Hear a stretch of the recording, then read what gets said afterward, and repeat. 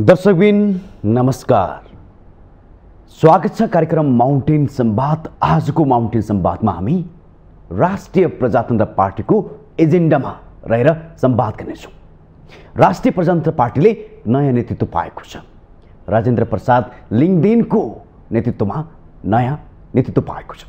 यो सँगै अध्यक्ष राजेन्द्र लिङदेनले अब देशमा जसरी भए पनि राज संस्था स्थापना गर्नुपर्छ, हिन्दू राज्य कायम गर्छु भनेर उहाँले स्पष्ट रूपमै भनिसक्नु भएको छ। तर आज कता कता नेपाली जनता निकै नै थाकित देखिन्छन्, थकित देखिन्छन्, थाकिसकेका देखिन्छन्। यो कारण किन हो भने नेपाली जनताले पटक पटक सत्ताको लागि, व्यवस्थाको लागि पटक पटक लडे, बलिदानी गरे। तर धेरै पटक लामो समय लड्दा पनि वास्तवमा नेपाली जनताले कुनै खालको सुखद महसुस गर्न पाएन। न देशमा नै विकास भयो। फेरि पनि राष्ट्रिय प्रजातन्त्र पार्टीले हटाएको सत्ता व्यवस्थालाई फेरि पुनर्स्थापना गर्नुपर्छ, फेरि देशमा ल्याउनुपर्छ भनेर बहस गरिरहेको छ, जनतालाई आह्वान गरिरहेको छ। कता कता जनता पनि फेरि हो कि भन्ने आशामा पनि छ। तर कति पटक लड्ने, कहिलेसम्म लड्ने भनेर आज पनि नेपाली जनता निकै नै निराश छ।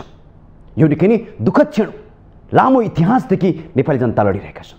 फेरि किन अझ राज संस्था स्थापना गर्नु पर्यो? आजको आवश्यकता हो राज संस्था र हिन्दू राज्य। नेपाली जनताले के चाहेका छन्? के साँच्चीकै राज संस्था चाहेका हुन्? होइन। आजको आवश्यकता भनेको देशमा विकास, रोजगारी, आर्थिक क्रान्तिको आवश्यकता हो। तर यसका बावजुद पनि देशमा धेरै पटक नेपाली जनता लडे, राजतन्त्र हटाए, बहुदल व्यवस्था हटाए। तर देशले कहिल्यै मुहार फेर्न सकेन। फेरि पनि राष्ट्रिय प्रजातन्त्र पार्टी यसको मुद्दामा छ। अझ रमाइलो प्रसङ्ग के देखेको छ भने राष्ट्रिय प्रजातन्त्र पार्टीमा पूर्व अध्यक्ष कमल थापा जसरी रोडमा कराइरहेका छन्। हिजोसम्म उहाँ नै निर्मल निवासको उकालत गर्थे, राजा ल्याउनुपर्छ भनेर उकालत गर्ने व्यक्ति नै आज फेरि राजाको विरुद्धमा किन उठिरहेका छन्, किन कटाक्ष गरिरहेका छन्? यो निकै नै महत्त्वपूर्ण, निकै नै रहस्यमय प्रश्न बनिरहेको छ। कारण किन? हिजो उहाँ अध्यक्ष हुँदासम्म राजा राम्रो, आज उहाँले हार्दाखेरि राजा किन कटाक्षको पात्र बन्नु पर्यो? नेपालको राजनीतिमा पटक पटक राजाको नाम लिइन्छ, उहाँलाई किन आक्षेप लगाइन्छ र के कारणले गर्दा हामी यति भयभीत भएका छौँ, डरेका छौँ? आजको प्रश्नमा यो संवाद पनि जाउँछौँ। त्यसै गरी अहिले एमसीसीको बहस चलिरहेको छ। आज बहस सुनकाण्डको हुनु पर्थ्यो, कहाँ गयो, कसरी हरायो? आज व्हाइट बोर्डको संवाद हुनु पर्थ्यो, एमसीसीको संवाद होइन, एनसेलको संवाद हुनु पर्थ्यो। तर यो संवादहरू किन जोडिन सकेको छैन? आज यसमा पनि राष्ट्रिय प्रजातन्त्र पार्टीको धारणा के छ? यी विषयहरूमा आज हामी विशेष संवाद दिन्छौँ। अब भने म आजका अतिथि अर्थात् राष्ट्रिय प्रजातन्त्र पार्टीका नेता राजेन्द्र गुरुङलाई जोड्न चाहन्छु। तपाईँलाई स्वागत छ। धन्यवाद। धन्यवाद। मैले धेरै कुरा त जोडिसकेँ। हजुर। सुरुमा मैले के जोड्न चाहेँ भने आज देशमा चर्की भइरहेको छ। हजुर। केही दिनदेखि एमसीसी हुनुपर्छ र एमसीसीलाई देश भित्राइनुपर्छ भनेर नेपाली काङ्ग्रेस पक्षमा छ र केही दल विपक्षमा छन्। तपाईँहरूको धारणा के हो? ठ्याक्कै भन्दाखेरि एमसीसी ल्याउनुपर्छ कि पर्दैन? एमसीसीको बारेमा देशमा धेरै बहस, धेरै छलफल, धेरै विवादहरू भइसके। एमसीसीलाई नेपालको उन्नति प्रगतिसँग, एमसीसीलाई नेपालीको सुख र खुसीसँग दाजेर जोडेर हेर्ने एउटा अध्याय पनि समाप्त भएर गइसक्यो। र तर पनि अझै पनि एमसीसीको बारेमा बहस विवाद भइराखेको छ, छलफलहरू गरिराखेका छन्। र यहाँले जुन प्रश्न सोध्नुभयो एमसीसीको बारेमा राष्ट्रिय प्रजातन्त्र पार्टीको धारणा जुन सोध्नुभयो, राष्ट्रिय प्रजातन्त्र पार्टी हामीहरू नेपाल र नेपाली जनताको मान सम्मान स्वाभिमानलाई अक्षुण्ण हुनुपर्छ, अक्षुण्ण राख्नुपर्छ र मित्र राष्ट्रहरूबाट गरिने सहयोग,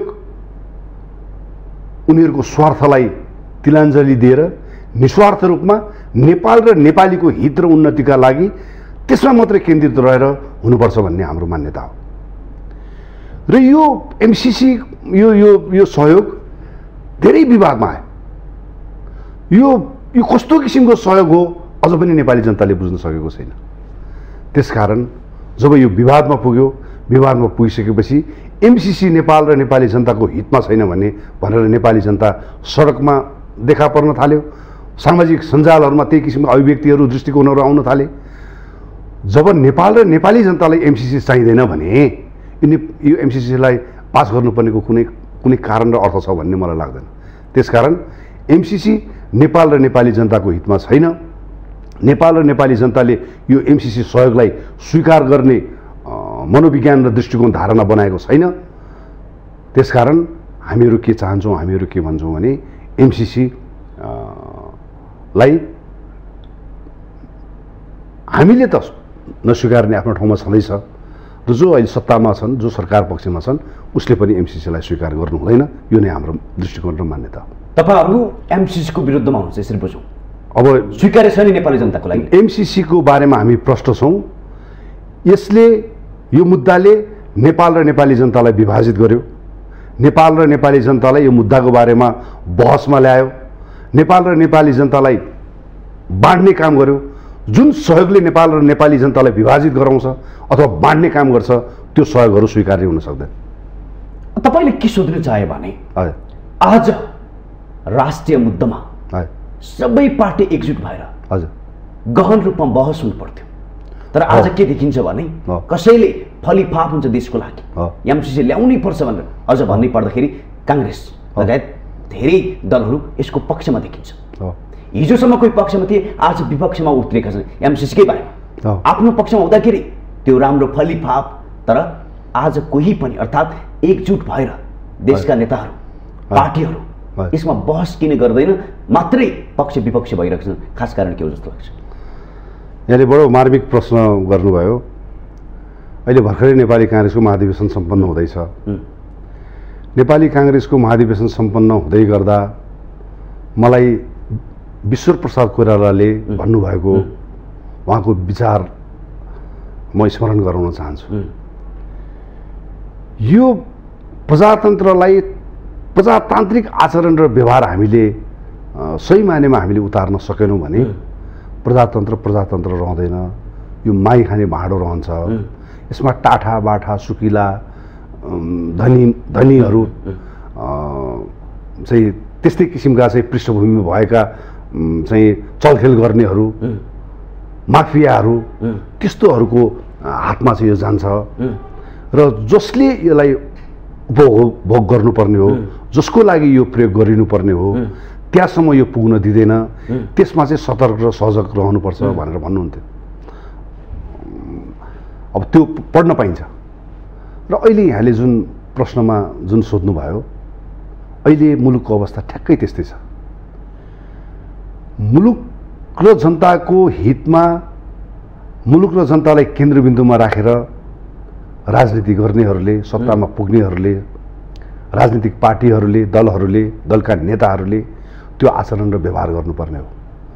तर यो हामी सबैको लागि दुर्भाग्य र विडम्बनाको कुरा हो।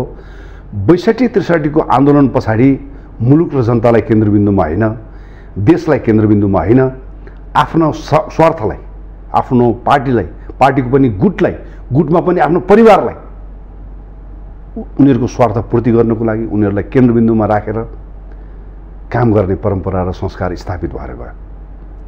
तपाईलाई म निवेदन गरौँ, नेपाल नै एउटा यस्तो देश हो जहाँ राजनीतिक दलका नेताहरू, अहिले सत्तामा भएका ठुला यी दलका नेताहरू जुन जीवनशैली उहाँहरूले जुन ढङ्गले उहाँहरूले यापन गरिराख्नु भएको छ, त्यो किसिमको जीवनशैली अन्यत्र कोही तपाईँ पाउनुहुन्न।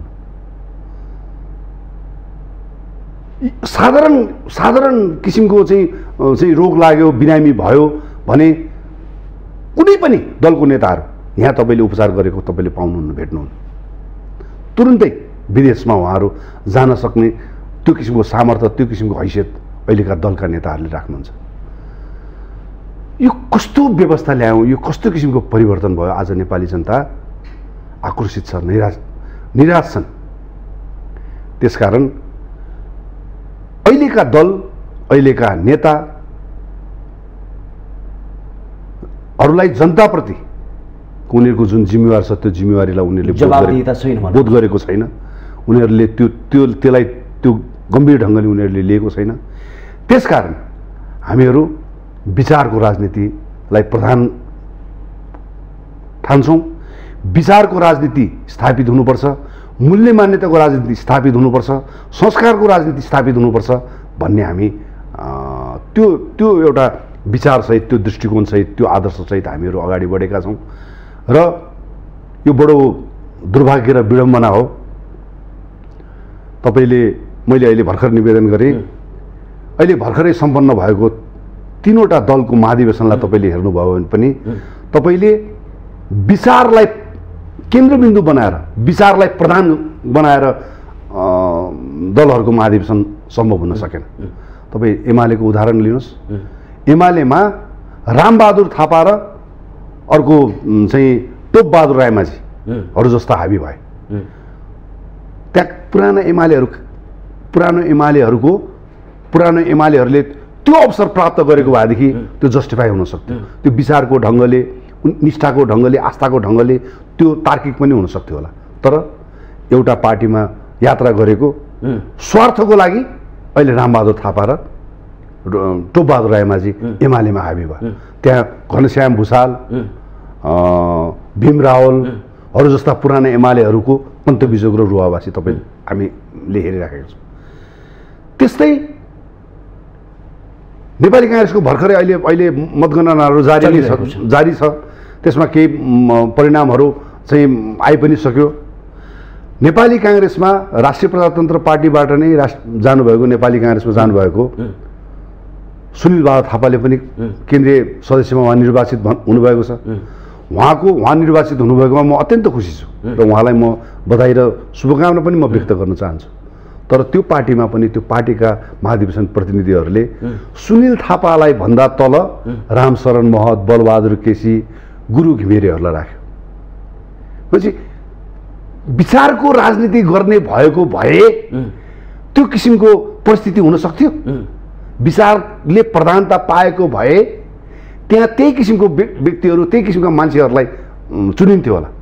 त्यसकारण राष्ट्रिय प्रजातन्त्र पार्टी हामी हो, अहिले हामी दल एमाले र नेपाली काङ्ग्रेसको तुलनामा हामी सानो होला। तर हामीले हाम्रो महाधिवेशन सम्पन्न गर्दै गर्दा राष्ट्रिय प्रजातन्त्र पार्टी नै यस्तो पार्टी बन्यो जसले राष्ट्रिय प्रजातन्त्र पार्टीले लिएको विचार, यसले बोकेको यसको चाहिँ आदर्श, यसको सिद्धान्त र यसको मुद्दालाई स्थापित गर्नको लागि उपयुक्त व्यक्तिलाई चाहिँ नेतृत्वमा पुर्यायो। तपाईँले, मैले के जोड्नु चाहेँ, तपाईँले भन्नुभयो कि एजेन्डा, मुद्दा, निष्ठावान व्यक्तिहरू राष्ट्रिय प्रजातन्त्र पार्टीमा छ। तपाईँले यसो भनिराख्दाखेरि पूर्व अध्यक्ष समिति रहनुभएका कमल थापाजी लामो समयदेखि राजाको पक्षमा बोल्दै आए। राज संस्था आउनुपर्छ, हिन्दू राज्य आउनुपर्छ। आज कति विचलन भएका छन्। उहाँका सोच, उहाँका विचार, उहाँका निष्ठा कति कटाक्ष गरिरहेका छन् राजाप्रति। तपाईँहरूभित्रकै परिवार, तपाईँकै पूर्व अध्यक्ष, अनि तपाईँ भन्नुहुन्छ निष्ठाको राजनीति भइरहेको छ देशमा। के को राजनीति भइरहेको छ तपाईँले यथार्थ थाहा भइसक्यो कमल थापाजीको?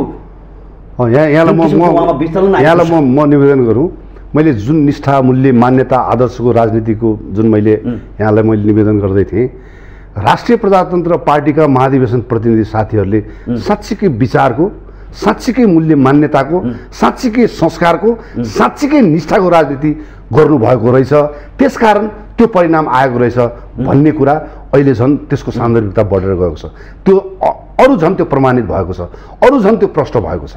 त्यसको कारण किनभने यहाँले जुन पृष्ठभूमिमा प्रश्न सोध्नुभयो, आज परिणाम पछाडि, निर्वाचनको मत परिणाम पछाडि राजाको बारेमा, निर्मल निवासको बारेमा निवर्तमान अध्यक्षबाट जुन किसिमका टीका टिप्पणी, प्रतिक्रियाहरू व्यक्त भइराखेको छ, ती भइराखेका टीका टिप्पणी र प्रतिक्रियाहरूले अझ यो कुरालाई प्रमाणित गर्छ, यो कुरालाई पुष्टि गर्छ कि साँच्चीकै राष्ट्रिय प्रजातन्त्र पार्टीका महाधिवेशन प्रतिनिधिहरूले यो पटकको महाधिवेशनमा निष्ठाको, मूल्य मान्यताको, विचारको, आदर्शको राजनीति गर्यो भन्ने कुरालाई प्रमाणित गर्छ।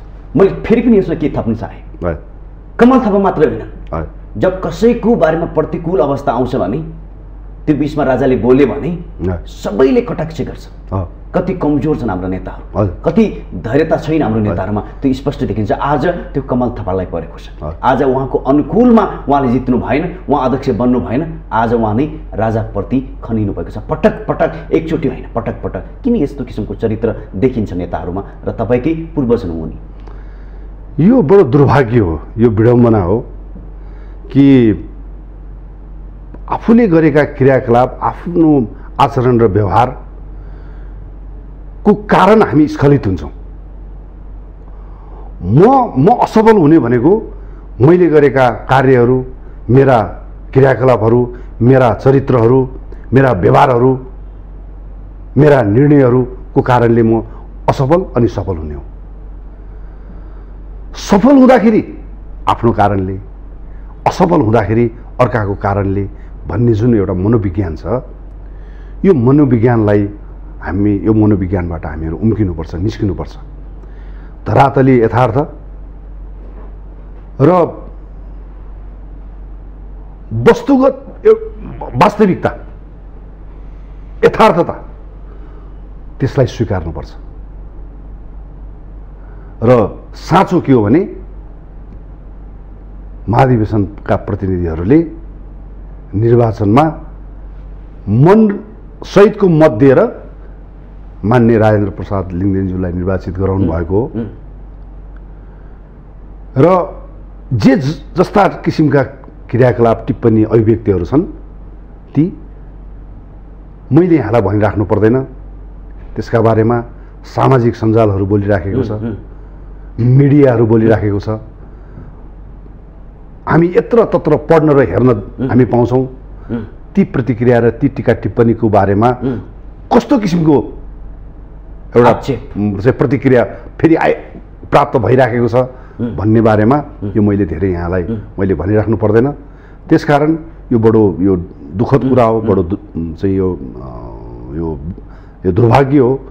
आफ्नो कारणले, आफ्नो आचरणले, आफूले गरेका गल्तीका कारणले, आफूले गरेका गलत निर्णयका कारणले भएको र प्राप्त यो परिणामलाई चाहिँ निर्मल निवासले अथवा राजाको कारणले, निर्मल निवासको कारणले भएको हो भनेर भन्नु, त्यो केवल त्यो एउटा मूर्खता, एउटा कुण्ठा मात्रै हो भन्ने म ठान्छु।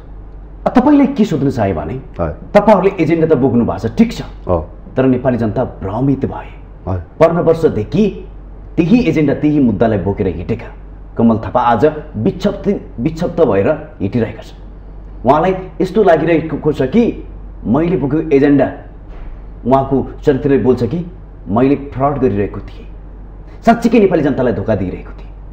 अब तपाईँहरूलाई कसरी विश्वास गर्ने भने आज उहाँ नै त्यसको विरुद्धमा बोल्दै हुनुहुन्छ। सडकमा कराएर राजा आउँदैन उहाँ नै भन्दै हुनुहुन्छ भनेपछि अब तपाईँहरूलाई कसरी नेपाली जनताले विश्वास गर्ने? 15 वर्षदेखि बोकेको त उहाँले हो नि त यो एजेन्डा। अब योमा म के भन्छु भने, अब कसले के बोल्यो, कसले के गर्यो भन्ने खालको कुरा भन्दाखेरि पनि नेपाली जनताले सबै भएका दृश्यहरूलाई हेरिराखेको छ, बुझिराखेको छ। यसका बारेमा गहिरो ढङ्गले, सूक्ष्म ढङ्गले निहालिरहेको छ। हामीले राजासहितको प्रजातन्त्र अनि हिन्दू राष्ट्र यो मुलुकको लागि अपरिहार्य हो। यो मुलुकलाई सुखी बनाउने हो भने, एउटा चाहिँ समृद्ध मुलुक बनाउने हो भने, सुखी नेपाली, समृद्ध नेपालको हामीले परिकल्पना गरेको हो भने, यो मुलुकमा गणतन्त्र, संघीयता, धर्मनिरपेक्षताले त्यो गन्तव्यमा पुग्न सक्दैनौँ भन्ने हाम्रो मान्यता हो। र त्यसका लागि राजासहितको प्रजातन्त्र अनि हिन्दू राष्ट्र अपरिहार्य हो भनेर भन्दै आएका हौँ। त्यो मुद्दालाई यहाँले भन्नुभए चाहिँ कमल थापाले नेतृत्व गर्नुभएको हो, यो साँचो हो। तर कमल थापाले नेतृत्व गर्दै गर्दा कमल थापाको नेतृत्वमा यो मुद्दाको लागि 25 सिट पनि प्राप्त गरेको हो। त्यो 25 सिटबाट 1 सिटमा पनि फेरि उहाँकै नेतृत्वमा आएको हो। र एक सिटमा 25 सिट प्राप्त गरेको त्यो पार्टीले एक सिटमा आफ्नो चाहिँ एउटा एक सिटमा मात्रै खुम्सिनु परिसकेपछि नेपाली जनताले उहाँको नेतृत्वमाथि गम्भीर आरोप लगाए। राजासहितको प्रजातन्त्रको वकालत गर्ने, हिन्दू राष्ट्र स्थापित गर्छु भन्ने, तर राजासहितको प्रजातन्त्रलाई स्थापित गर्नुको बदलामा विस्थापित हुने कामहरू गर्ने, हिन्दू राष्ट्र स्थापित गर्नुको बदलामा हिन्दू राष्ट्रलाई स्थापना हुनै नदिने आचरण र व्यवहारहरू देखाउने भन्ने नेपाली जनताले गम्भीर आरोप लगायो। र जुन किसिमले नेपाली जनताले त्यो आरोपहरू लगाएको थियो त्यो आज निवर्तमान अध्यक्षज्यूको टिप्पणी, प्रतिक्रिया, अभिव्यक्तिहरूले त्यो नेपाली जनताले लगाएको आरोपलाई पुष्टि र प्रमाणित गरेको छ। र जुन नेतृत्व आफ्नो मुद्दालाई स्थापित गर्नको लागि इमान्दार थिएन, गम्भीर थिएन, त्यो ढङ्गले आफूले आफूलाई चलायमान गरेको थिएन भने त्यो पार्टीले बोकेको विचार, त्यो पार्टीको मुद्दा, त्यसको एजेन्डा ओझलमा पर्नु स्वाभाविक थियो। त्यसकारण 25 सिट प्राप्त गरेको राप्रपा एकता पछाडि 37 सिटमा पुगेको राप्रपा निर्वाचनमा एक सिटमा आएर खुम्सिनु पर्यो। तर महाधिवेशन पछाडि साँच्चैकै यो मुद्दाप्रति आस्था र विश्वास राख्ने, यो मुद्दाप्रति समर्पित हुने र यो मुद्दा मार्फतै मुलुक र जनताको कल्याण गर्न सकिन्छ भन्ने मान्यतालाई विश्वास गर्ने मान्य राजेन्द्र प्रसाद लिङ्गदेनज्यूलाई महाधिवेशन प्रतिनिधिहरूले आफ्नो नेतृत्वमा चयन गरेको छ। र मलाई आशा र विश्वास छ उहाँको नेतृत्व पाएसँगै राष्ट्रिय प्रजातन्त्र पार्टीप्रति जुन आकर्षण र सद्भाव शुभेच्छाहरू जसरी प्राप्त भइराखेको छ, बढ्ने क्रम बढेर गइराखेको छ, त्यसकारण मलाई आशा र विश्वास छ उहाँको नेतृत्वमा राष्ट्रिय प्रजातन्त्र पार्टीले बोकेको विचार र मुद्दालाई स्थापित गराउन सक्छौँ। तपाईँलाई के प्रश्न सोध्नु मन लाग्यो भने हजुर, राजाको शालीनता के, गाम्भीर्यता, धैर्यता कस्तो मजाको छ के, जसले जे बोले नि उहाँले चाहिँ नि कहिले कसैको विरुद्धमा बोल्नुहुन्न, कसैको विरुद्धमा खनिनुहुन्न, बस एउटै बोली बोल्नुहुन्छ, देश र जनताले विकास पाउनुपर्छ, त्यसको अनुभूति गर्नु पाउनुपर्छ। तर मैले फेरि पनि जोडिहालेँ, कमल थापाजी मात्र होइन, प्रतिकूल हुने बित्तिकै राजाले केही बोलिहाले भने त्यसमाथि खनिने। त्यसकारण त हामी राप्रपा राष्ट्रिय प्रजातन्त्र पार्टी हामीले के भनिराखेको छौँ भने यो मुलुकमा राजासहितको प्रजातन्त्र अनि हिन्दू राष्ट्र अपरिहार्य हो भनेर। त्यही कारणले तपाईँले जे प्रश्न गर्नुभयो यी यस्तै किसिमका यही तपाईँको अहिले मिडियामा तपाईँले प्रश्न गर्नुभयो, नेपाली जनताको त्यो किसिमको आकाङ्क्षा र चाहनाको कारणले राष्ट्रिय प्रजातन्त्र पार्टीले त्यो मुद्दा हामीले बोकेका हौँ, त्यो विचार बोकेका हौँ। राजा र नेतामा तपाईँले जुन प्रश्न गर्नुभयो त्यो फरकको कारणले हामीले राजालाई स्थापित गर्न खोजेका हौँ, राजाको अपरिहार्यता छ भनेर भनेका हौँ। राजा 62-63 को आन्दोलन पश्चात नेपाल र नेपाली जनताको चाहना र इच्छा र आकाङ्क्षा यदि गणतन्त्र नै हो भने म राज संस्था म त्याग्छु भनेर पत्रकार सम्मेलन मार्फत हाँसी खुसी र नारायणी राजदरबार त्यागेर नागार्जुन सही भयो। तर आज हाम्रा नेताहरू जन्मिँदै यी पद लिएर आएको जस्तो पद छोड्नु पर्यो भने रोइलो गर्छ, मानौ सर्वस्व लुट्यो, सर्वस्व गुम्यो भनेको झैँ गरेर त्यो ढङ्गले आफूले आफूलाई प्रस्तुत गर्छ। त्यसकारण राजा र नेताको बिचमा यी यस्ता किसिमका मूलभूत भिन्नताहरू छ जसको कारणले राष्ट्रिय प्रजातन्त्र पार्टी राजासहितको प्रजातन्त्र अनि हिन्दू राष्ट्र अपरिहार्य छ भन्ने मान्यतामा अडिग छ। तपाईँले के सोध्नु चाह्यो भने हजुर, तपाईँले त्यस कारण त राजा ल्याउनु पर्छ भन्नुभयो। हजुर, तपाईँहरूलाई नेपाली जनताले मैले फेरि पनि सोधिहालेँ, विश्वास कसरी गर्ने? आज तपाईँहरूको जित भएको छ पार्टीमा, भोलि तपाईँ पनि हार्नुभयो भने तपाईँहरू पनि यसरी नै विचलित भएर अब त के भन्ने कुरा हो नि त। अब म यहाँलाई निवेदन गरौँ, राजा राज संस्था त यो मुलुकमा आयो आयो आयो, कसैले रोक्न सक्दैन। नेपाली जनताको चाहना इच्छा आकांक्षामा राज संस्था पुनर्स्थापित हुन्छ हुन्छ हुन्छ। म यहाँलाई एउटा दृष्टान्त म भनौँ, भर्खरै सम्पन्न नेपाली काङ्ग्रेसको महाधिवेशनमा हाम्रो पार्टीका अध्यक्ष आदरणीय माननीय राजेन्द्र प्रसाद लिङ्गदेनज्यूले आफ्नो सम्बोधनको क्रममा उहाँले एउटा दृष्टान्त दिनुभयो, एउटा प्रवृत्तिको बारेमा दृष्टान्त दिनुभयो। अहिलेको नेताहरूको बारेमा गाउँघरतिर नेता आउनु भएको छ भेट्न जाउँ भनेर भन्दाखेरि नेपाली जनताले नेताहरूलाई नेता होइन, चोर आएछ भन्न थालिसक्यो भन्ने उहाँले दृष्टान्त दिँदा त्यो बारेमा पुष्पकमल दाहाल प्रचण्डले के नेताहरू चोरै हो त भन्दा नेपाली काङ्ग्रेसका महाधिवेशनका प्रतिनिधिहरूले हो होइन हो भन्ने जवाब दिए। त्यसकारण नेपाली काङ्ग्रेसका महाधिवेशनका प्रतिनिधिहरूमा त त्यो किसिमको आक्रोश र असन्तुष्टि हामीले पायौँ भने नेपाली जनतामा यो व्यवस्था यो प्रणालीप्रति कति असन्तुष्टि र आक्रोश बढेर गएको होला। त्यसकारण नेपाली जनताको सहयोग र समर्थनमा, नेपाली जनताको इच्छा र आकांक्षामा राष्ट्रिय प्रजातन्त्र पार्टीले सम्पूर्ण नेपाली जनतालाई आन्दोलित गरेर यो मुद्दाप्रति आकर्षित गरेर त्यो सद्भाव सहयोग र शुभेच्छाका साथ हामी यो मुद्दालाई स्थापित गराउँछौँ। अब त्यो प्रसङ्गलाई तपाईँले जोडिहाल्नु भयो, तर उहाँले बोलेको शब्दलाई कसैले पनि सहज रूपमा लिन सकेन। नेताहरूले कटाक्ष गरे, हामीलाई चोर भन्ने, हामी देशको प्रधानमन्त्री भइसके पटक पटक हाम्रो हातमा देश छ, यसरी भन्न हुँदैन थियो भन्ने उहाँहरूको तर्क थियो। तपाईँहरूले पनि त चोरी त भनिहाल्नु पर्दैन थियो होला नि? होइन, हाम्रो अध्यक्षले उहाँहरूलाई चोर भनेकै होइन, त्यो किसिमको प्रवृत्ति स्थापित हुँदैछ मुलुकमा भन्ने बारेमा इङ्गित गर्नु खोज्नु भएको। त तपाईँले पनि सुन्नुभयो होला नि? सबै नेपाली जनताले सुनेको छ, मैले मात्रै किन, सबैले सुनेको छ। त्यो प्रवृत्ति, त्यो किसिमको राजनीति अहिले स्थापित हुँदै गएको छ भन्ने प्रवृत्तिको बारेमा इङ्गित गर्नु खोज्नु भएको थियो।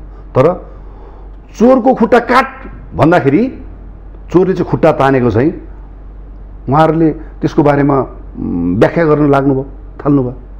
मलाई लाग्छ त्यसको आवश्यकता थिएन। केपीजीले पनि कटाक्ष गर्नुभयो, नेकपा एमालेका अध्यक्ष। अब उहाँहरूलाई अब पीडा भयो। अब उहाँहरूलाई के भने, अब चाहिँ उहाँहरूले गरेको राजनीति, विचारबाट स्खलित भएको राजनीति, मूल्य मान्यता परम्परा र संस्कारलाई त्यागेर छोडेर गरेको राजनीति,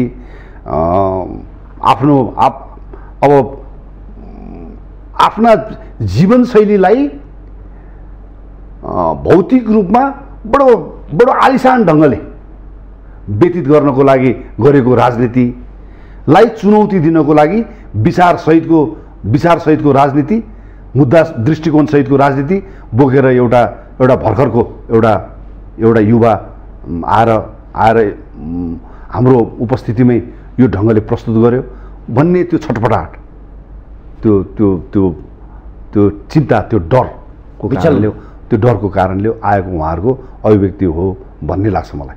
उहाँलाई अरू ठाउँमा चाहिँ त्यस्तो अप्ठ्यारो परेको होइन, चोर नभनिदिएको हुन्थ्यो भन्ने मात्रै उहाँहरूको धारणा देखिन्थ्यो हेर्दाखेरि।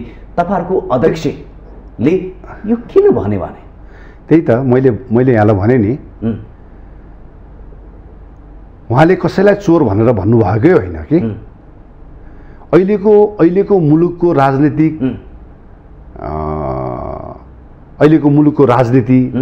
अहिलेको राजनीतिक प्रणाली र यो राजनीतिक प्रणालीको कारणबाट नेताहरूमा देखिएको आचरण व्यवहार, त्यो प्रवृत्तिलाई इङ्गित गर्नुभएको हो के। कसैले भनेको होइन, कसैलाई व्यक्ति विशेषलाई चाहिँ उहाँले त्यो भन्नुभएकै होइन। तर मैले अघि पनि निवेदन गरेँ, आफैलाई नै भने चाहिँ जुन ढङ्गले उहाँहरूले प्रस्तुत भएर जसरी व्याख्या गर्नुभयो त्यो गरिराख्नु पर्ने थियो भन्ने मलाई लाग्दैन। तर गरे। तर त्यसले अझ के कुरालाई प्रश्न पार्यो भने हाम्रो अध्यक्षले भन्नुभयो चाहिँ हो भन्ने कुरालाई नै प्रमाणित गरे। चोरी भन्दा रहेछन् भन्ने नै प्रमाणित गरे। तपाईँले नै सुन्नुभएको होला। त्यहाँ सबैले हो नै त भने। त्यसकारण त्यो भनिराख्नु पर्ने थियो, त्यो बारेमा त्यसरी प्रस्तुत भएर त्यो ढङ्गले व्याख्या गर्नुपर्ने थियो भन्ने चाहिँ मलाई लाग्दैन। तपाईँले सोधिहाले अध्यक्ष राजेन्द्र लिङ्गदेनकै शब्द अहिले गाउँ गाउँमा नेपाली जनतामा त्यस्तै भरम परेको हो? साँच्चीकै नेता जाँदाखेरि चोराए भन्न थालेकै हुन्? होइन, त्यो त मैले अघि नै मैले यहाँलाई निवेदन गरिसकेँ। यो प्रणाली, यो व्यवस्था, यो गणतन्त्र, यो संहिता, धर्मनिरपेक्षता रहउन्जेल हामीले भोग्नुपर्ने परिणाम भनेको यो नै हो। यो प्रति यो व्यवस्थामा, यो प्रणालीमा कोही पनि नेपाली जनताहरूप्रति गम्भीर छैनन्, हुँदैनन्। तपाईँले आज मुलुकको अवस्थालाई, परिस्थितिलाई तपाईँले हेर्नुभयो भने तपाईँले प्रष्ट पाउनुहुन्छ। कार्यकारी शक्ति लिएर बसेको सरकारको आक्रमणीयता तपाईँले हेर्न पाउनुहुन्छ। व्यवस्थापिका हाउस चल्न सकेको छैन। न्यायपालिकाको अवस्था, न्याय दिनुपर्नेहरू आफै हडताल गर्नको लागि सडकमा उत्रिएका तपाईँ हामीले देखिराखेका छौँ। त्यसकारण यो व्यवस्था प्रणालीलाई विस्थापित गरेर राजासहितको प्रजातन्त्र अनि हिन्दू राष्ट्रलाई हामीले स्थापित जबसम्म हामी गर्न सक्दैनौँ, नेपाली जनतामा एक किसिमका शब्द, एक किसिमका आक्रोश, एक किसिमका निराशाहरू बढेर जान्छ। त्यो नेपाली जनताको त्यो चाहना, इच्छा, आकाङ्क्षालाई अहिले सम्बोधन हुन सक्ने म कहीँ कतैबाट म त्यो सम्भावना म देख्दिनँ। अब तपाईँलाई के सोध्न चाहे भने, हजुर, लामो सङ्घर्षपछि, नेपाली जनताको बलिदानपछि देशमा धेरै परिवर्तन हुँदै आए। जुन किसिमको एकतन्त्री शासन, अटोक्रेसी र सबैको सरकार बन्न सकिन, सबैका लागि राजा हुन सकेन भनेर राजतन्त्र हटाइयो र त्यसको लागि धेरै नेपालीले ज्यान गुमाउनु पर्यो, धेरै अङ्गभङ्ग भयो, लामो समयसम्म देशमा युद्ध चल्यो। फेरि तपाईँहरू फेरि राजा चाहियो, फेरि यो व्यवस्था फेरिनुपर्छ भनेर दौडिराख्नु भएको छ कि आज नेपाली जनताले व्यवस्था फेरिनुपर्छ भनेर चाहेको हो या देशमा विकास गति चाहेको, आर्थिक क्रान्ति चाहेको? अब 2062-63 को आन्दोलन पछाडि मुलुकमा परिवर्तन भयो। यहाँले प्रश्न गर्नुभयो चाहिँ जे जस्ता किसिमका भ्रमहरू बाँडिए, सपनाहरू देखाइए, ती केवल भ्रमहरू मात्र थिए, सपनाहरू मात्रै थियो भन्ने कुरा आजसम्म आइपुग्दाखेरि त्यो कुरालाई प्रमाणित गरेको छ।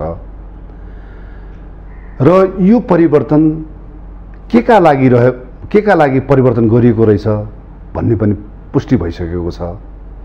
परिवर्तन पछाडि नेपाल र नेपालीको मुहार फेर्ने काम, नेपाल र नेपालीलाई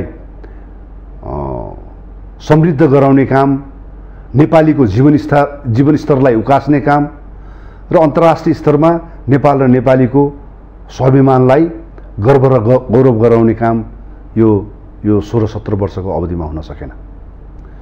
यो अवधिमा केवल ठुला दलका नेताहरूले विलासिता जीवन अपनाउने, उनका नाता गोता आसे पासेहरूले अवसर प्राप्त गराउने र तपाईँ हामीलाई ऋणको बोझ, करको अत्याधिक मात्रा थोपर्ने भन्दा अर्को काम केही हुन सकेन। र त्यति मात्रै होइन, यहाँले जुन प्रश्न गर्नुभयो, परिवर्तन केवल उनीहरूको लागि मात्रै परिवर्तन गरिएको रहेछ भन्ने नेपाली जनताले बुझिसक्यो। फेरि अब तपाईँहरूको लागि? अब होइन, हामीहरूको लागि हामीले भनिराखेकै छैनौँ। हामीले मुलुक र जनताको लागि नै म यहाँलाई निवेदन गर्दैछु। 2062-63 भन्दा अगाडि पनि यो मुलुकमा आन्दोलनहरू भए, परिवर्तनहरू भए। तर 2062-63 पछाडि भएको आन्दोलनको कारण भएको परिवर्तन पश्चात मुलुकमा गणतन्त्र आयो। त्यो गणतन्त्र आइसकेपछि यो मुलुकलाई विभाजित पार्नुपर्छ, टुक्र्याउनुपर्छ, खण्डित पार्नुपर्छ भन्ने स्वर समूह पनि देखा पर्यो। 62-63 भन्दा अगाडि भएका परिवर्तनहरूमा तपाईँले त्यो स्वर त्यो समूह तपाईँले देख्न सक्नुहुन्न, तपाईँले त्यो प्राप्त हुन्न। तर 62-63 पछाडिको आन्दोलन पछाडि भएको परिवर्तनमा चाहिँ त्यो स्वर र समूह देख्नु तपाईँलाई के लाग्छ? परिवर्तन मुलुकलाई टुक्र्याउनको लागि, विभाजित पार्नको लागि भएको हो र मुलुकलाई 62-63 पछाडि विभाजित गर्नुपर्छ र टुक्र्याउनुपर्छ भन्ने स्वर पहिला चाहिँ सुनिएन, त्यस पछाडि मात्रै सुनिनुको कारण के हो? त्यो बारेमा हामीले समीक्षा गर्नु पर्दैन? त्यो बारेमा हामी गम्भीर हुनु पर्दैन? त्यसको कारण एउटा मात्रै हो, 62-63 भन्दा अगाडि भएका परिवर्तनहरूमा राज संस्थाको उपस्थिति थियो। 62-63 पछाडिको परिवर्तनमा राज संस्थाको उपस्थिति रहन सकेन। जबसम्म मुलुकमा राज संस्थाको उपस्थिति रह्यो, मुलुकलाई विभाजित गर्नुपर्छ र टुक्र्याउनुपर्छ भन्ने शक्ति र स्वरहरू देखा पर्न सकेन। तर राज संस्थाको अनुपस्थितिमा मुलुकलाई टुक्र्याउनु र विभाजित पार्नुपर्छ भन्ने शक्तिहरू स्वरहरू सुनिन थाल्यो। त्यसकारण पनि मुलुकलाई जोड्नको लागि, मुलुकको राष्ट्रियतालाई, मुलुकको एकतालाई, मुलुकको सार्वभौमतालाई, मुलुकको स्वाधीनतालाई अक्षुण्ण राख्नको लागि त्यो संस्थाको अपरिहार्यता छ, आवश्यकता छ भन्ने कुरा 62-63 को आन्दोलन पछाडि आजसम्मको परिस्थितिले अझ त्यसलाई पुष्टि र प्रमाणित गरेको छ। र मलाई अघि यहाँले जुन भन्नुभयो, तपाईँले अहिले हेर्न सक्नुहुन्छ युवाहरूमा राज संस्थाप्रतिको आकर्षण बढेर गएको छ। प्रतिनिधि सभा विघटन गर्नुभन्दा पुस 5 गते अगाडिको तपाईँले हेर्नुभयो भने हजारौं मोटरसाइकल र्यालीहरू, त्यस्ता कार्यक्रमहरू दिनौँ जस्तो पूर्व मेची पश्चिम महाकालीमा भएको तपाईँले देख्न सक्नुहुन्छ भने त्यो राज संस्थाप्रति आज मुलुकमा देखिएका विकृति, विसङ्गति, व्यथितिलाई अन्त्य गर्ने हो भने अब त्यही राजासहितको प्रजातन्त्र अपरिहार्य छ भन्ने नेपाली जनताले बोध गर्न थालिसक्यो। त्यसकारण मैले अघि पनि निवेदन गरेँ, राष्ट्रिय प्रजातन्त्र पार्टी यो मुद्दालाई स्थापित गर्नको लागि नेपाली जनताको बिचमा हामीहरू पुग्छौँ र यो मुद्दालाई स्थापित गराउँछौँ। फेरि पनि मैले सोधिहालेँ, आज देशको कहानी सुन्यो भने निकै नै जटिल छ। देशमा विकास छैन, युवाहरू छैन, सबै विदेशीका छन्। कयौँ बाकसहरूमा फिर्ता हुन्छ, पैसा कमाउने लोभमा बाकसमा फिर्ता हुनुपर्ने अवस्था छ। बाँकी जति कोही अल्पत्र छन्, कोही चाहिँ फेरि घर आउने धुनमा पैसा नभएर अल्पत्रमा छ। यति जटिल समस्या छ। नेपाली जनता थाकेको जस्तो लाग्दैन तपाईँहरूलाई? कहिलेसम्म लडी मात्र राख्ने कि तपाईँहरूको कारणले गर्दाखेरि? यसको कारक तत्त्व भनेकै तपाईँहरू हो। यसको कारक तत्त्व भनेकै मैले अघि पनि निवेदन गर्ने यही प्रणाली हो, यही व्यवस्था हो, जहाँ जे गर्दाखेरि पनि छुट हुन्छ, जे गर्दाखेरि पनि हुन्छ, जसो गर्दाखेरि पनि हुन्छ। आफ्नो जिम्मेवारीलाई बोध गरेर त्यो अनुरूपको आचरण र क्रियाकलाप गर्नु पर्दैन। त्यो कोही छैन। यही प्रणालीमा यही नेताहरूलाई मात्रै त्यो छुट छ। तपाईँले भन्नुभयो आज युवाहरू के थपिहाल्छु म, कमल थापा चरित्रले गर्दा नै आज देशमा सङ्कट आएको छ। हिजोसम्म राजाको उकालत थियो उहाँ, आज उहाँ नै खनिनु भएको छ। सबै नेताहरूको यस्तो किसिमको चरित्रले गर्दा नेपाली जनताले पटक पटक धोका पाएका छन्। आफ्नो अनुकूल हुँदाखेरि नेपाली जनतालाई माथि उठाउने, प्रतिकूल हुँदाखेरि त्यही सत्ता खतम छ, त्यही बर्बादी छ भनेर चाहिँ उकालत गर्दाखेरि आज देशमा नेपाली जनता ठकेका छन्। पटक पटक देश बिर्सिनु परेको छ। नेपाली जनताले अहिले अब बुझ्न थालिसक्यो, नेपाली जनताले बुझिसक्यो। र तपाईँले जुन प्रवृत्तिको तपाईँले चर्चा गर्नुभयो त्यसको कारक आज मुलुक व्यथिति, विसङ्गति, विकृतिमा पुग्नुको कारक त्यही किसिमको प्रवृत्ति हो। र यो प्रवृत्तिको अन्त्यसँगै नेपाल र नेपालीको मुहार फेर्न सकिन्छ। यो प्रवृत्तिलाई अन्त्य गर्न अपरिहार्य छ। यो प्रणालीलाई अन्त्य गर्न अपरिहार्य छ। अनि साँच्चीकै नेपाल र नेपाली जनताले भने चाहिँ समृद्ध नेपाल, सुन्दर नेपाल, सुखी नेपालीको हामी परिकल्पना गरे चाहिँ त्यो परिस्थिति निर्माण गर्न सक्छौँ। र त्यसको लागि राष्ट्रिय प्रजातन्त्र पार्टी प्रतिबद्ध र कटिबद्ध छ। हामी नेपाली जनताको बिचमा गएर यो मुद्दालाई स्थापित गराउँछौँ। मैले फेरि पनि जोडिहाल्छु। 75 वर्षदेखि नेपाली जनता पटक पटक लडे अरूको एजेन्डामा।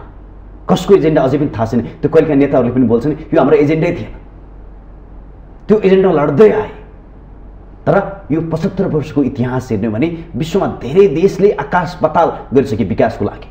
तर हामी अझ पनि फेरि लड्नुपर्छ। फेरि फेरिनुपर्छ देशमा व्यवस्था भनेर लडिरहेका छौँ। आज विकासको आवश्यकता हो कि क्रान्ति आवश्यकता हो कि आज के आवश्यकता हो? किन राज संस्था देशमा आउनु पर्यो? अब सबैको चाहना र इच्छा त्यो हो, मुलुकले शान्ति पाउनु पर्यो, मुलुकमा विकास हुनु पर्यो, विकास मात्रै होइन दिगो विकास हुनु पर्यो, स्थिरता हुनु पर्यो भन्ने सबैको चाहना हो।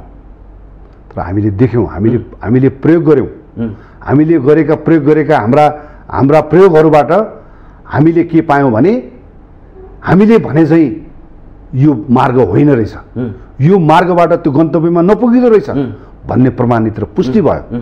जब प्रमाणित र पुष्टि भइसकेपछि अब यसको लागि विकल्प भनेको राष्ट्रिय प्रजातन्त्र पार्टीले लिएको विचार नै हो। आज मुलुकलाई अस्थिर बनाउन चाहनेहरू, नेपाल र नेपालीले त्यो समृद्ध प्राप्त गरेको हेर्न नचाहनेहरू भित्र पनि बाहिर पनि सायद सक्रिय र क्रियाशील होला। त्यसकारण हामी के भन्छौँ भने अहिलेसम्म जे जति भए यो केवल सपना बाँड्ने काम र भ्रम बाँड्ने काम मात्रै भयो। यसलाई साँच्चीकै तार्किक निष्कर्षमा पुर्याउने हो, परिणाममुखी बनाउने हो भने यो गणतन्त्र संहिता धर्मनिरपेक्ष होइन। विकल्प भनेको राष्ट्रिय प्रजातन्त्र पार्टीले लिएको विचार र दृष्टिकोण हो नै उपयुक्त छ भन्न खोज्नु भएको। त्यो नै एउटा मार्ग हो जसले गन्तव्यमा पुर्याउँछ। अब टाइम धेरै छैन, अन्तिम भन्ने हाम्रो मान्यता हो, हाम्रो दृष्टिकोण। हजुर, तपाईँहरूको एजेन्डाहरू मुद्दाहरू स्थापित गर्नको लागि अब राष्ट्रिय प्रजातन्त्र पार्टी कसरी अगाडि बढ्छ र नेपाली जनताले चाहेको के हो जस्तो लाग्छ? मैले अघि पनि धेरै पटक मैले यो बारेमा मैले निवेदन गरिसकेँ। राष्ट्रिय प्रजातन्त्र पार्टी अहिले भर्खरै महाधिवेशन सम्पन्न गरेर आफ्नो नेतृत्वलाई चयन गरेको अवस्था छ र अहिले हाम्रो पार्टीका आदरणीय अध्यक्षज्यू झापा जिल्लामा अहिले आफ्नो जिल्ला भ्रमणको क्रममा हुनुहुन्छ र उहाँ फर्किसकेपछि विभिन्न कार्यक्रम मार्फत हामीहरू हाम्रो मुद्दामा केन्द्रित रहेर यो मुद्दालाई स्थापित गर्नको लागि नेपाली जनताको बिचमा पुग्छौँ र हामीलाई आशा र विश्वास छ नेपाली जनताको सहयोग, समर्थन, सद्भाव र स्नेह हामीले प्राप्त गर्छौँ र त्यही सहयोग र समर्थनको माध्यमबाट हामी हाम्रो मुद्दालाई स्थापित गराउँछौँ। पक्कै पनि देशमा स्थिरता चाहिएको छ, नेपाली जनताले सम्पन्नता चाहिएको छ। यदि त्यो पक्षमा राष्ट्रिय प्रजातन्त्र पार्टी लाग्छ भने त्यसमा सबैले साथ र सहयोग गर्नेछन् भन्दै आज यो विशेष संवादमा जोड्नु भयो। यसको लागि पनि धेरै धेरै धन्यवाद दिँदै बिदा हुन चाहन्छु। नमस्कार। धन्यवाद। मलाई पनि अवसर दिनुभयो त्यसको लागि धेरै धेरै धन्यवाद। दर्शकबिन, पक्कै पनि नेपाली जनताले देखेको जुन किसिमको परिवेश छ यो परिवेशप्रति नेपाली जनता खुसी छैन। पटक पटक नेपाली जनताले लडे तर अझै पनि खुसी शान्ति प्राप्त गर्न सकेको अवस्था छैन। यदि राष्ट्रिय प्रजातन्त्र पार्टी साँच्चीकै देशको हितमा देशको विकासको लागि पर्छ भने उसलाई पनि सहयोग गर्नुपर्छ। त्यसैगरी आजको आवश्यकता भनेको सबै पार्टी एक ठाउँमा उभिएर देशको विकासको लागि, देशको क्रान्तिको लागि अगाडि बढ्नुपर्ने आवश्यकता छ भन्दै आजको यो संवादबाट म कार्यक्रम सञ्चालक अब भने बिदा हुन चाहन्छु। नमस्कार।